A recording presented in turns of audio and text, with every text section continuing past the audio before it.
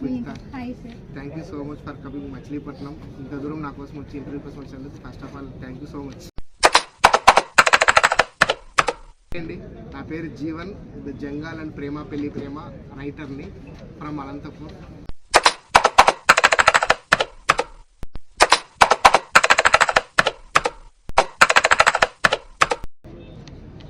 ఎప్పటి నుంచి అంటే చిన్నప్పటి నుంచి ఏం కాదు, సడన్గా అయ్యేది కూడా కాదని చెప్తాను. ఇట్స్ ఏ మిక్స్డ్ యాక్చువల్గా.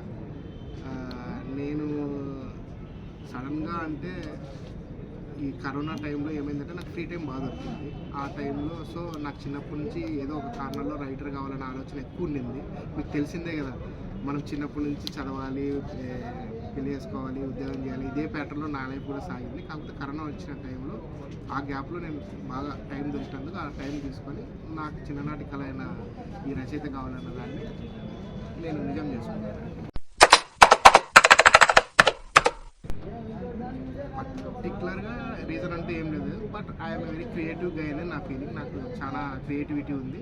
సో ఆ క్రియేటివిటీని నేను బుక్స్లో పెట్టాలి, అందరికీ అందించాలని ఒక తపనతో రాశాను. అదే రీజన్. అంటే మీరు చదివారు కదా, దీంట్లో హీరో వచ్చేసి కంప్లీట్గా జంగాల్ కమ్యూనిటీకి చెందిన మనిషి. సో అతని పేరు జీవయ్య జంగాల్ లేదా ఏదైనా మా జీవయ్య జంగాల్ అండ్ ఫ్యామిలీని పెడదాం అనుకున్నా. అది ఎందుకు కొంచెం రొటీన్గా అనిపించి అంత ఫ్యాన్సీగా కనపడకపోయేసరికి జంగాల్ అనేది కొత్తగా ఉంది, ఎవరు వినని పదము, ఇంకోటి ఫ్యాన్సీగా ఉందని ఫస్ట్ నుంచి జంగాల్ అని ఫిక్స్ అయిపోయాను. ప్రేమ పెళ్ళి ప్రేమ ఎందుకు పెట్టాను అంటే మీకు తెలిసిందే, ఆ కథకు కరెక్ట్ సూటబుల్ టైటిల్ అని అనిపించింది. ఎందుకంటే it's about love after marriage కదా. సో ప్రేమ పెళ్ళి మళ్ళీ ప్రేమ అన్నట్టు అది సూట్ అవుతుందని ప్రేమ పెళ్ళి ప్రేమ పెట్టాను. టఫ్ అంటూ ఇదంటూ ఏం లేదు, అన్నీ ఇష్టపడే రాసాను, ప్రేమించే స్టోరీ రాశాను కాబట్టి కంప్లీట్గా టఫ్ అని చెప్పలేను. కాకపోతే మీరు స్టోరీ చదివారు కదా, మన ఫ్రాంచెస్కా క్యారెక్టర్ ఉంది కదా, దుబాయ్ అమ్మాయి. యాక్చువల్గా హీరోయిన్ పాత్ర ఇందులో అసలు స్టార్టింగ్లో ఏమీ లేదు, ఓన్లీ హీరో డ్రైవర్ స్టోరీ లాగా వెళ్ళిపోయింది ఇదంతా. కానీ ఫీమేల్ లీడ్ కొంచెమన్నా ఉంటే బాగుండు, చాలామంది అసలు ఫీమేల్ క్యారెక్టరే లేదు, ఏమంత పెద్దగా రంజించినట్టు లేదు అని ఫీల్ అయినాను. సో నేను కూడా నాకు కూడా ఆ వెలికి కనిపించి ఏదో ఒకటి లింక్ పెట్టాలని చాలా రోజులు కొంచెం స్ట్రగుల్ అయినాను అనమాట ఆ విషయంలో. అట్లాస్ట్ ఫైనల్గా దుబాయ్ రాజుకు ఆ హీరోయిన్కి లింక్ పెట్టినప్పుడు అది నాకు అద్భుతంగా అనిపించింది, చాలామందికి అదే నచ్చింది. సో హీరోయిన్ పాత్ర కొంచెం లేట్ అయింది, కొంచెం స్ట్రగుల్ అయినా అనిపించింది. కానీ మరి నేను చాలా ఇష్టపడి రాశాను కాబట్టి అది కూడా కష్టం అనిపించింది. కాలాలు ఆ కాలం బెస్ట్, ఈ కాలం బెస్ట్ కాదని నేను ఎప్పుడు కాలాలని అలా ఒపీనియన్ ఇవ్వలేను బేసిక్గా. కాకపోతే మీరు అడిగారు కాబట్టి నాకు తెలిసినంత వరకు అప్పట్లో ఎక్కువ ఎమోషన్ ఉండింది, ఎంజాయ్మెంట్ తక్కువ ఉండింది. ఇప్పుడు ఎంజాయ్మెంట్ ఎక్కువ ఉండింది, ప్రేమికుల మధ్య ఎమోషన్ తక్కువైంది, కొంచెం నిజాయితీ తక్కువైందని నేను ఫీల్ అవుతున్నా. అంటే నేను ఇది ఒక స్టేట్మెంట్ లాగా కాదని నాకు నేను చూసిన వాటిలో నాకు అనిపించింది. ఏం స్ట్రగుల్స్ లేదండి. బేసిక్గా నేను చెప్పాను కదా, ఇంతకుముందు రియల్ ఎస్టేట్ చేసాము, కన్స్ట్రక్షన్ ఇవన్నీ చేసాము. వాటన్నిటి ముందు అవన్నీ పెద్ద పెద్ద పనులే చేసుకొచ్చినాక ఇది నాకేమో అంత స్ట్రగుల్ అనిపించలేదు. కాకపోతే వెయిటింగ్ పీరియడ్ ఎక్కువైంది అనే ఫీలింగ్ కొంచెం అయింది. మరి ఇంకోటి ఏంటంటే నేను వినింది ఏంటంటే బయట పబ్లిషర్స్ రైటర్స్కి ఓన్లీ 7 to 10% మాత్రమే రాయల్టీ ఇస్తున్నారు. కొంచెం సర్ప్రైజింగ్గా అనిపించింది. నేనేం జడ్జ్మెంట్ చేయట్లేదు, ఎందుకంటే వాళ్ళకు ఉంటాయి. ఇప్పుడు రిటైల్ షాప్ వాళ్ళకే 40% ఇస్తున్నారు అన్నమాట ఒక బుక్ పైన. సో రైటర్ కూడా అంత పర్సెంటేజ్ ఉండింటే బాగుండేమో, అది కొంచెం నాకు ఎలాగో అనిపించింది సర్ప్రైజింగ్గా. అంతే, అంతకుమించి పెద్ద ఇబ్బందులు అంటే ఏం పడలేదు. ఇంకొకటి మా విశాలాంధ్ర వాళ్ళు కూడా నాకు అన్ని రకాలుగా సహకరించారు. దే ఆర్ ద బెస్ట్ యాక్చువల్గా. అంటే ప్రింటింగ్ బాగుంది, కాస్ట్ కూడా తక్కువ లేదు. I'm very much satisfied with Visalaandhra.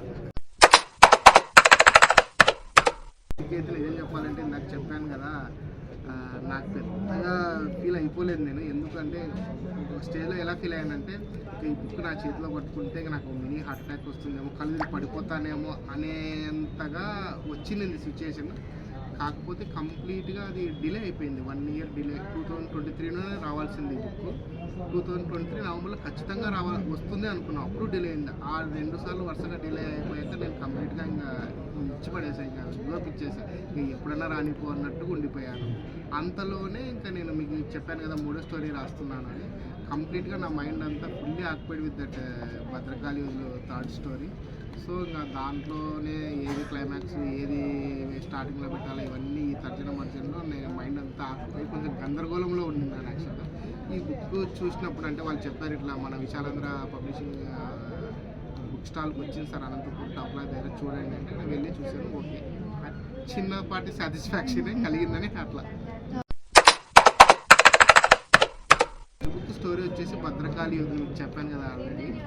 అది వచ్చేసి completely out and out mythology. ఈ రెండింటికి సంబంధం లేని జోనర్, అది కంప్లీట్ డిఫరెంట్ జోనర్. అది భద్రకాళి యోధులు కాన్సెప్ట్ ఏంటంటే మన కోహినూర్ వజ్రం బ్రిటిష్ వాళ్ళ దగ్గర ఉంది కదా ఇప్పుడు, దాన్ని మన ఇండియన్స్ దొంగిలించుకొని వస్తే ఎలా ఉంటుంది అనేది ఒక కౌబాయ్ స్టైల్లో దాన్ని అంత పోర్ట్రేట్ చేశాము. కంప్లీట్గా out and out mythology and నిధులు నిక్షేపాల గురించి వేట గురించి ఉన్న స్టోరీ అది.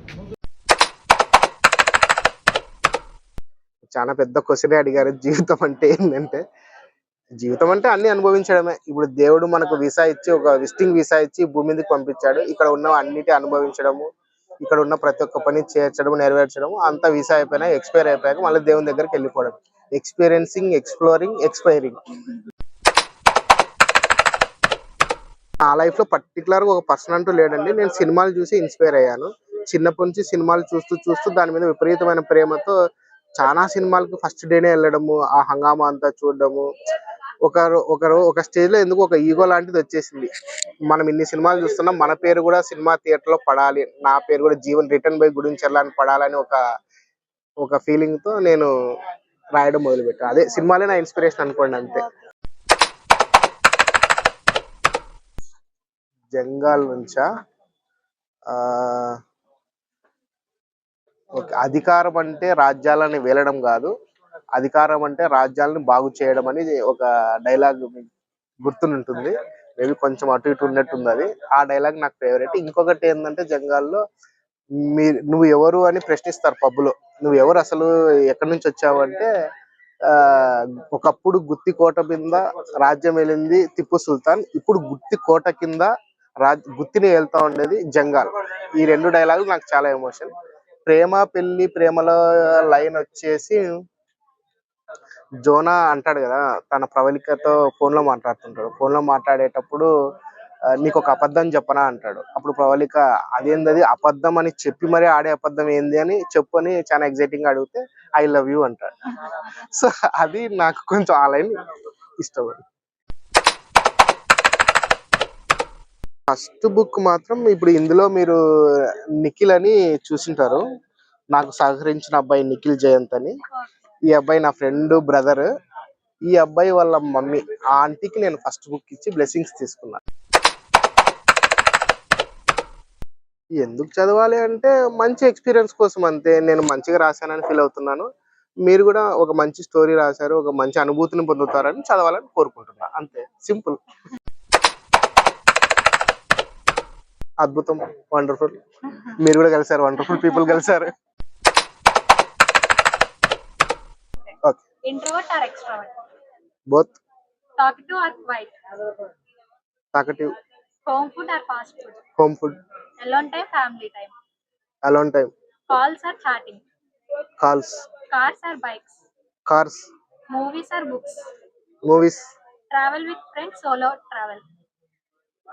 ఇప్పుడు solo. Sunrise or sunset? Sunrise. Coffee or tea? Coffee.